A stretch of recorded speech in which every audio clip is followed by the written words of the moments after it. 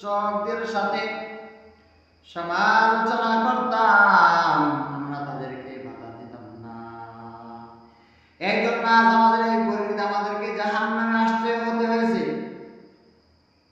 নবী করিম সাল্লাল্লাহু আলাইহি সাল্লাম বলেন, যে ব্যক্তি যথাযথ সময় ৫ ওয়াক্ত নামাজ গুরুত্ব সহকারে আদায় করবে, পবিত্রতার সাথে আদায় করবে, আমার আল্লাহ পাক রব্বুল আলামিনের কাছে সর্বোত্তম সর্বাপেক্ষা আমল হচ্ছে 3টি। সর্বপ্রথম নামাজ, তারপর মা বাবার সাথে ভালো ব্যবহার করা, নাম্বার 3 আল্লাহ পাক রব্বুল আলামিনের রাস্তায় জিহাদ করা। নবী করিম সাল্লাল্লাহু আলাইহি সাল্লাম বলেন, যে ব্যক্তি ৫ ওয়াক্ত নামাজ যথাযথ সময় আদায় করবে, গুরুত্ব সহকারে, আল্লাহ পাক রব্বুল আলামিন তাকে 5টি পুরস্কার দান করবেন। তার মধ্যে 5টি পুরস্কার হচ্ছে, নাম্বার 1 আল্লাহ পাক রব্বুল আলামিন নামাজি ব্যক্তিকে রিজিকের অভাব দূর করে দিবেন। নাম্বার 2 আল্লাহ পাক রব্বুল আলামিন নামাজি ব্যক্তিকে পুরস্কার দিবেন, কবরের আযাব মাফ করে দিবেন। নাম্বার 3 আল্লাহ পাক রব্বুল আলামিন নামাজি ব্যক্তিকে আল্লাহ পাক রব্বুল আলামিন ডান হাতে আমল নামা দিবেন। নাম্বার 4 আল্লাহ পাক রব্বুল আলামিন নামাজ ব্যক্তিকে 4 নম্বর পুরস্কার দিবেন, ফুলসিরাত বিদ্যুতের ন্যায় পার হয়ে যাবে, পার করে দিবেন। নাম্বার 5 আল্লাহ পাক রব্বুল আলামিন নামাজি ব্যক্তিকে বিনা হিসাবে জান্নাতে প্রবেশ করাবেন। আল্লাহ সুবহানাল্লাহ, নামাজ ব্যক্তিকে আর কি লাগে, বিনা হিসাবে জান্নাত। আল্লাহ। আর যে ব্যক্তি যথাযথ সময় নামাজ আদায় করে না, নামাজের ব্যাপারে কাফের থাকে, অবহেলা করে, নামাজকে গুরুত্ব দেয় না, আমার আল্লাহ পাক রব্বুল আলামিন তাকে বেনামাজি ব্যক্তিকে 15টি শাস্তি দিবেন। কয়টি? 15টি শাস্তি দিবেন। তার মধ্যে হচ্ছে 5টি দুনিয়াতে, 3টি মৃত্যুর সময়, 3টি কবরে, 3টি রোজ হাসরে। এই হচ্ছে বেনামাজিকে আল্লাহ পাক রব্বুল আলামিন 15টি শাস্তি দিবেন। কয়টি শাস্তি? 15টি। জোরে বলেন, কয়টি শাস্তি? 15টি শাস্তি দিবেন। নাউজুবিল্লাহ।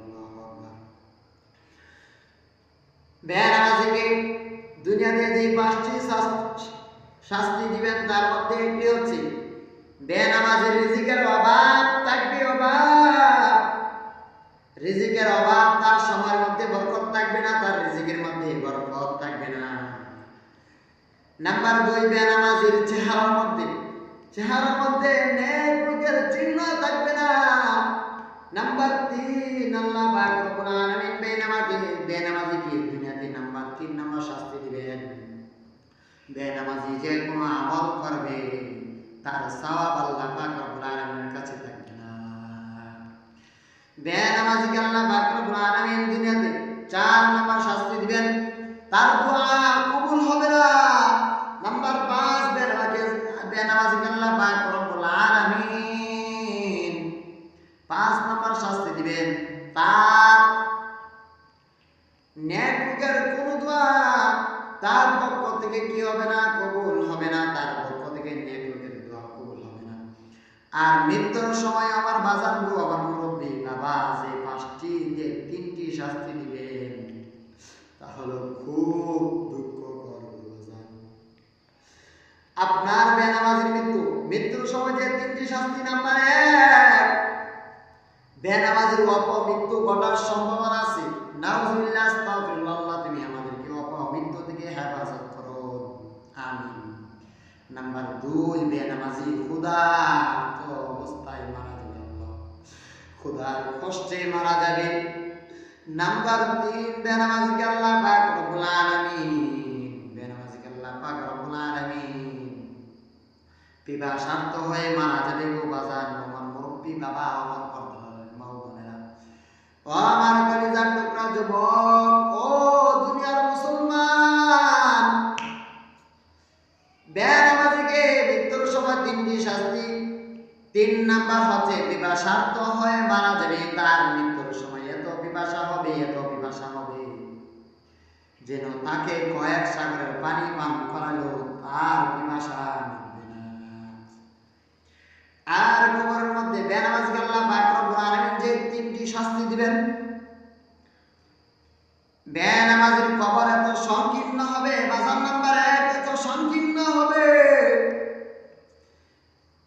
বেনামাজিকে দুই পাশের মাটি এমন ভাবে চাপ দিবে এক পাজরের হাড্ডি আর এক পাজরের ভিতর ঢুকে যাবে এমন ভাবে চাপ দিবে।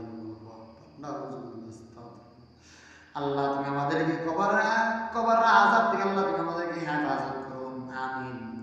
নাম্বার 2, বেনামাজিকে কবরের মধ্যে নাম্বার 2 যে শাস্তিটা দিবে, বেনামাজির কবরের মধ্যে দিন রাত আগুন জ্বলতে থাকবে, জাহান্নামের আগুন। নাম্বার 3, আমার আল্লাহ পাক রব্বুল আলামিন বেনামাজির কবরের মধ্যে একটা সাপ নিযুক্ত করে দিবেন, তার নাম হলো সুজাখা নামক সাপ। সাপ এত ভয়ঙ্কর, তার আওয়াজ এত ভয়ঙ্কর হবে যেন কিয়ামতের সময় সিংহা ফুৎকারের সময় যেমন একটা কঠিন ভয়ঙ্কর আওয়াজ আসবে, এমন আওয়াজ এই সাপের থাকবে খুব আজান। এই সাপের ছক দুটো থাকবে আগুনের, তার হাতের নখগুলো থাকবে এত লম্বা, তার হাতের নখ হবে লোহা, এত লম্বা হবে। একদিনের রাস্তা এত লম্বা, একদিনের রাস্তা হেঁটে হেঁটে যা যতটুকু জায়গা অতিক্রম করা যায়, একদিনের রাস্তা এত লম্বা হবে তার হাতের নখ।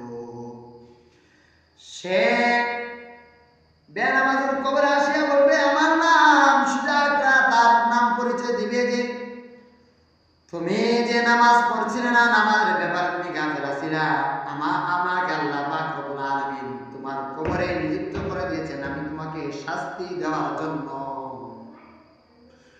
ও দুনিয়ার মানুষ, ও কলিজার টুকরা যুবক, ও আমার পর্দার আড়ালের মা ও বোনেরা, আমার পর্দার আড়ালের মা ও বোনেরা, কি হবে কি লাভ হবে?